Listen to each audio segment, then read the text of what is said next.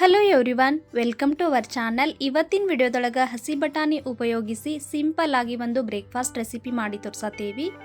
ಬರೀ ಹಾಗಾದ್ರೆ ಇದನ್ನು ಯಾವ ರೀತಿಯಾಗಿ ಮಾಡೋದಂತ ನೋಡೋಣ. ಅದಕ್ಕಿಂತ ಮೊದಲು ನೀವು ನಮ್ಮ ಚಾನಲನ್ನು ಸಬ್ಸ್ಕ್ರೈಬ್ ಮಾಡ್ಕೊಂಡಿಲ್ಲ ಅಂತಂದ್ರೆ ದಯವಿಟ್ಟು ಹೋಗಿ ಸಬ್ಸ್ಕ್ರೈಬ್ ಮಾಡ್ಕೋರಿ. ಈ ರೆಸಿಪಿ ಮಾಡೋಕೆ ನಾವಿಲ್ಲಿ ಮೊದಲಿಗೆ 1 ಬೌಲ್ ಆಗುವಷ್ಟು ಹಸಿ ಬಟಾಣಿ ತೊಗೊಂಡೇವಿ. ಈಗ ಇವನ್ನ ಗ್ರೈಂಡ್ ಮಾಡಿ ತಗೋಬೇಕು. ನಾವಿಲ್ಲಿ ಒಂದು ಮಿಕ್ಸರ್ ಜಾರ್ದೊಳಗೆ ಹಸಿ ಬಟಾಣಿ ಹಾಕೇವಿ, ಸ್ವಲ್ಪ ಹಸಿ ಶುಂಠಿ ಮತ್ತು 1 ಗಡ್ಡೆ ಬೆಳ್ಳುಳ್ಳಿ ಹಾಕೇವಿ. ಇದಕ್ಕೆ ಖಾರಕ್ಕೆ ಎಷ್ಟು ಬೇಕು ನೋಡಿಕೊಂಡು ಅಷ್ಟು ಹಸಿಮೆಣಸಿನ್ಕಾಯಿ ಹಾಕ್ಬೋದು. ನಾವಿಲ್ಲಿ 2 ಹಸಿಮೆಣಸಿನ್ಕಾಯಿನ ಈ ರೀತಿ ಕಟ್ ಮಾಡಿ ಹಾಕೊಳ್ಳತ್ತೇವಿ. ಆಮೇಲೆ ಇದ್ರೊಳಗೆ ಅರ್ಧ ಸ್ಪೂನ್ ಆಗುವಷ್ಟು ಜೀರಿಗೆ ಹಾಕ್ರಿ. ಜೀರಿಗೆ ಹಾಕಿದ್ಮೇಲೆ ಸ್ವಲ್ಪ ಕೊತ್ತಂಬರಿ ಹಾಕಿ ಇದಕ್ಕೆ ನೀರು ಎಷ್ಟು ಬೇಕು ನೋಡಿಕೊಂಡು ಅಷ್ಟು ನೀರು ಹಾಕಿ ಇದನ್ನು ಪೇಸ್ಟ್ ಮಾಡ್ಕೊಂಡು ಬರಬೇಕು. ಜಾಸ್ತಿ ನೀರು ಹಾಕಬೇಡ್ರಿ, ಸಣ್ಣ ಗ್ಲಾಸ್ನಲ್ಲಿ ಅರ್ಧ ಗ್ಲಾಸ್ ಆಗುವಷ್ಟು ನೀರು ಹಾಕಿದ್ರೆ ಸಾಕು. ಇದು ಕರೆಕ್ಟಾಗಿ ಪೇಸ್ಟಾಗಿ ರೆಡಿ ಆಗ್ತೈತಿ. ಈಗ ನೀವು ನೋಡಾತಿರಲ್ಲ, ಇದು ಇಷ್ಟು ನುಣ್ಣಗೆ ಪೇಸ್ಟಾಗಿ ರೆಡಿ ಆಗಬೇಕು. ಈಗ ಇದನ್ನು ತೆಗೆದು ಸೈಡಿಗಿಟ್ಟು ನಾವು ನೆಕ್ಸ್ಟ್ ಏನು ಮಾಡೋದಂತ ನೋಡೋಣ. ಗ್ಯಾಸ್ ಮೇಲೆ ಒಂದು ಕಡಾಯಿ ಇಟ್ಟು 4 ಸ್ಪೂನ್ ಆಗುವಷ್ಟು ಎಣ್ಣೆ ಹಾಕ್ರಿ. ಎಣ್ಣೆ ಸ್ವಲ್ಪ ಬಿಸಿ ಆದಮೇಲೆ 1 ಸ್ಪೂನ್ ಆಗುವಷ್ಟು ಜೀರಿಗೆ ಹಾಕತ್ತೀವಿ. ಸಣ್ಣಕ್ಕೆ ಕಟ್ ಮಾಡ್ಕೊಂಡಿರುವಂಥ ಸ್ವಲ್ಪ ಕರಿಬೇವು ಹಾಕತ್ತೀವಿ. ಇದನ್ನೆಲ್ಲ ನೀವು ಗ್ಯಾಸ್ನ ಕಡಿಮೆ ಉರಿ ಒಳಗಿಟ್ಟನ ಮಾಡಬೇಕು. ಅರ್ಧ ಸ್ಪೂನ್ ಆಗುವಷ್ಟು ಅಜ್ವಾನ್ ಹಾಕ್ರಿ. ಅಜ್ವಾನ್ ಹಾಕಿದಾದ್ಮೇಲೆ 1 ಸ್ಪೂನ್ ಆಗುವಷ್ಟು ಬಿಳಿ ಎಳ್ಳು ಹಾಕತ್ತೇವಿ. ಇಲ್ಲಿ ಕರಿ ಎಳ್ಳು ಕೂಡ ಹಾಕಬಹುದು. ಇದ್ರಾಗ ಹಾಕಿರುವಂಥ ಎಲ್ಲ ಪದಾರ್ಥಗಳು ಲೈಟಾಗಿ ಕಲರ್ ಚೇಂಜ್ ಆಗಬೇಕು ನೋಡ್ರಿ. ಅಲ್ಲಿವರೆಗೂ ಈ ರೀತಿ ಇದನ್ನು ಮಿಕ್ಸ್ ಮಾಡ್ಕೊತಾನೆ ಇರಬೇಕು. ಈಗ ನೋಡ್ರಿ, ಈ ಎಲ್ಲ ಪದಾರ್ಥಗಳು ಲೈಟಾಗಿ ಫ್ರೈ ಆದಮೇಲೆ ನಾವು ಮೊದಲಿಗೆ ಗ್ರೈಂಡ್ ಮಾಡಿ ಇಟ್ಕೊಂಡಿರುವಂಥ ಹಸಿ ಬಟಾಣಿ ಪೇಸ್ಟ್ ಹಾಕಬೇಕು. ಈ ರೀತಿ ಮಾಡೋದ್ರಿಂದ ಹಸಿ ಬಟಾಣಿಯಲ್ಲಿರುವಂಥ ಹಸಿ ವಾಸನೆ ಹೋಗಿ ಅದು ಕರೆಕ್ಟಾಗಿ ಫ್ರೈ ಆಗ್ತೈತಿ. ನಾವು ಮಾಡತ್ತಿರುವಂಥ ರೆಸಿಪಿ ಟೇಸ್ಟ್ ಇನ್ನೂ ಚಲೋ ಬರ್ತೈತಿ. ಹಾಗಾಗಿ ಈ ರೀತಿ ಇದನ್ನು ಫ್ರೈ ಮಾಡಿ ತಗೋರಿ. ಈಗ ಇದು ಸ್ವಲ್ಪ ಫ್ರೈ ಆದಮೇಲೆ ಇದ್ರೊಳಗೆ ರುಚಿಗೆ ತಕ್ಕಷ್ಟು ಉಪ್ಪು ಹಾಕಬೇಕು. ಅರ್ಧ ಸ್ಪೂನ್ ಆಗುವಷ್ಟು ಉಪ್ಪು ಹಾಕಿ ಇದನ್ನು ನೀಟಾಗಿ ಮಿಕ್ಸ್ ಮಾಡ್ಕೊಂಡು ತಗೋಬೇಕು. 2 ರಿಂದ 3 ನಿಮಿಷ ಇದು ಫ್ರೈ ಆದಮೇಲೆ 1 ಕಪ್ ಆಗುವಷ್ಟು ನೀರು ಹಾಕಿ 1 ಕುದಿ ಬರೋವರೆಗೂ ಇದನ್ನು ಕರೆಕ್ಟಾಗಿ ಕುದಿಸಿ ತಗೋಬೇಕು. ಈಗ ನಾವು ಹಾಕಿರುವಂಥ ನೀರು ಕುದಿ ಬಂದಾದ್ಮೇಲೆ 1 ಕಪ್ ಆಗುವಷ್ಟು ಅಕ್ಕಿ ಹಿಟ್ಟು ಹಾಕ್ರಿ.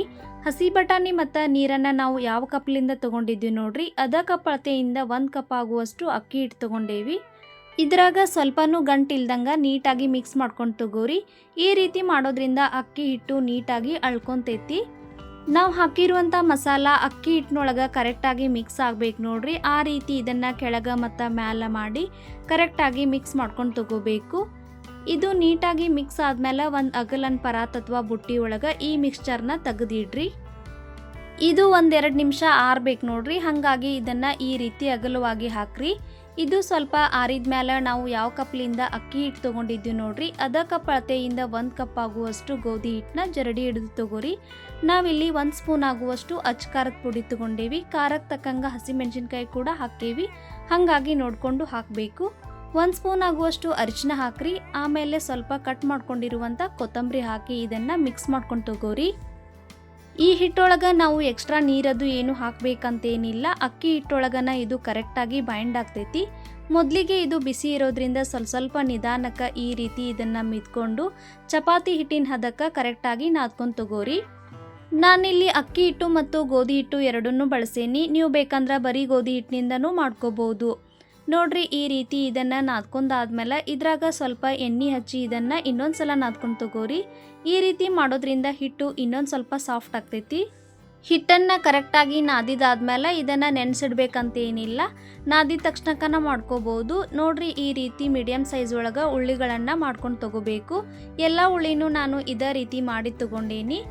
ಈಗ ಕಲ್ಲಿಗೆ ಸ್ವಲ್ಪ ಎಣ್ಣೆ ಹಚ್ಚಿ ಇದನ್ನು ಪೂರಿ ಆಕಾರದೊಳಗೆ ಲಟ್ಟಿಸಿ ತಗೋರಿ. ಇದು ಭಾಳ ತೆಳ್ಳಗೇನೂ ಅಲ್ಲ, ಭಾಳ ದಪ್ಪಗೇನೂ ಅಲ್ಲ, ಮೀಡಿಯಮ್ ಆಕಾರದೊಳಗೆ ಇದನ್ನು ಲಟ್ಟಿಸಿ ತಗೋರಿ. ನಾವು ನಾರ್ಮಲಿ ಪುರಿ ಯಾವ ಥರ ಮಾಡ್ತೇವೆ ನೋಡ್ರಿ, ಆ ರೀತಿ ಇದನ್ನು ಲಟ್ಟಿಸಬೇಕು. ಇದು ನಿಮ್ಗೆ ಕರೆಕ್ಟಾಗಿ ರೌಂಡಾಗಿ ಬರಲಿಲ್ಲ ಅಂದ್ರೆ ಒಂದು ಡಬ್ಬಿ ಮುಚ್ಚಳ ತೊಗೊಂಡು ಈ ರೀತಿ ಇದನ್ನು ಕಟ್ ಮಾಡಿಕೊಂಡು ಉಳಿದಿರುವ ಎಕ್ಸ್ಟ್ರಾ ಹಿಟ್ಟನ್ನ ತೆಗೆದುಬಿಡ್ರಿ. ನೋಡ್ರಿ, ಇದು ಎಷ್ಟು ಸೂಪರಾಗಿ ರೌಂಡಾಗಿ ಬಂದೈತಿ. ಭಾಳ ತೆಳ್ಳಗೇನೂ ಅಲ್ಲ ಮತ್ತು ಭಾಳ ದಪ್ಪಗೇನೂ ಅಲ್ಲ. ಈ ರೀತಿ ಉಳಿದಿರುವ ಎಲ್ಲ ಪೂರಿಗಳನ್ನು ಇದೇ ರೀತಿ ಲಟ್ಟಿಸಿ ತಗೊಳ್ಳೋಣ. ನೀವು ಇದಕ್ಕೆ ಎಣ್ಣೆ ಬದಲಾಗಿ ಒಣ ಗೋಧಿ ಹಿಟ್ಟು ಹಚ್ಚಿನೂ ಲಟ್ಟಿಸ್ಬೋದು. ನಿಮ್ಗೆ ಯಾವ್ದು ಅನುಕೂಲ ಆಗ್ತೈತೆ ನೋಡ್ರಿ, ಆ ರೀತಿ ಇದನ್ನು ಮಾಡ್ಕೊಂಡು ತಗೋಬೋದು. ಕರೆಕ್ಟಾಗಿ ಶೇಪ್ ಬರಬೇಕಂದ್ರೆ ಯಾವುದಾದ್ರೂ ಡಬ್ಬಿ ಮುಚ್ಚಳ ತೊಗೊಂಡು ಈ ರೀತಿ ಇದನ್ನು ಶೇಪ್ ಮಾಡ್ಕೊಂಡು ತಗೋರಿ. ಈಗ ಎಲ್ಲ ಪುರಿನೂ ಒಂದೇ ಸೈಜ್ದೊಳಗೆ ನಾವು ಲಟ್ಟಿಸಿ ತಗೊಂಡೇವಿ. ಈಗ ಇವನ್ನ ಫ್ರೈ ಮಾಡಿ ತಗೊಳ್ಳೋಣ. ಗ್ಯಾಸ್ ಮೇಲೆ ಒಂದು ಕಡಾಯಿದೊಳಗೆ ಎಣ್ಣೆ ಬಿಸಿ ಮಾಡಕ್ಕಿಟ್ಟಿದ್ವಿ. ಎಣ್ಣೆ ಬಿಸಿ ಆದ್ಮೇಲೆ ಒಂದೊಂದು ಪುರಿಗಳನ್ನು ಹಾಕಿ ಫ್ರೈ ಮಾಡಿ ತಗೊಳ್ಳೋಣ.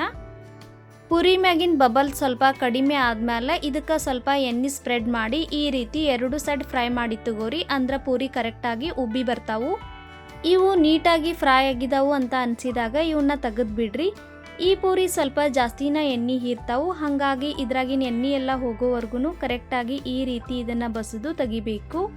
ಈಗ ಒಂದು ಪೂರಿ ರೆಡಿ ಆಯಿತು. ಉಳಿದಿರುವ ಎಲ್ಲ ಪೂರಿಗಳನ್ನು ಇದೇ ರೀತಿ ಫ್ರೈ ಮಾಡಿ ತಗೊಳ್ಳೋಣ. ಎಣ್ಣೆಗೆ ಹಾಕಿದ ತಕ್ಷಣ ಇವನ್ನ ಹೊಳಸ್ಬೇಡ್ರಿ. ಆಮೇಲೆ ಇವು ಸ್ವಲ್ಪ ಫ್ರೈ ಆದಮೇಲೆ ಈ ರೀತಿ ಎರಡು ಸೈಡ್ ನೀಟಾಗಿ ಫ್ರೈ ಮಾಡಿ ತಗೊಂಡು ಎಲ್ಲ ಪೂರಿಗಳನ್ನು ರೆಡಿ ಮಾಡ್ಕೊಂಡು ತಗೋರಿ. ಇದನ್ನು ನೀವು ಮೊಸರು ಮತ್ತು ಕೊಬ್ಬರಿ ಚಟ್ನಿ ಜೊತೆ ತಿನ್ಬೋದು. ಮೊಸರು ಜೊತೆ ತಿಂದ್ರೆ ಇದ್ರ ಟೇಸ್ಟ್ ಅಂತೂ ಭಾಳ ಸೂಪರ್ ಆಗಿರ್ತೈತಿ. ನೀವು ಕೂಡ ಇದನ್ನು ಒಂದ್ಸಲ ಟ್ರೈ ಮಾಡಿ ಹೆಂಗೆ ಬಂತು ಅಂತ ಕಮೆಂಟ್ ಸೆಕ್ಷನ್ಯಾಗ ತಿಳಿಸ್ರಿ. ಈ ರೆಸಿಪಿ ಇಷ್ಟ ಆಗಿದ್ರೆ ವಿಡಿಯೋನ ಲೈಕ್ ಮಾಡಿರಿ. ಹಂಗೆ ನಮ್ಮ ಚಾನಲನ್ನು ಸಬ್ಸ್ಕ್ರೈಬ್ ಮಾಡಿರಿ. ನಿಮ್ಮ ಫ್ಯಾಮಿಲಿ ಮತ್ತು ಫ್ರೆಂಡ್ಸ್ ಜೊತೆ ಈ ವಿಡಿಯೋನ ಶೇರ್ ಮಾಡಿರಿ. ಇದೇ ರೀತಿ ಇನ್ನಷ್ಟು ರೆಸಿಪಿಗಳೊಂದಿಗೆ ಮುಂದಿನ ವಿಡಿಯೋದಲ್ಲಿ ಭೇಟಿಯಾಗೋಣ. ಅಲ್ಲಿವರೆಗೂ ಬಾಯ್, ಟೇಕ್ ಕೇರ್.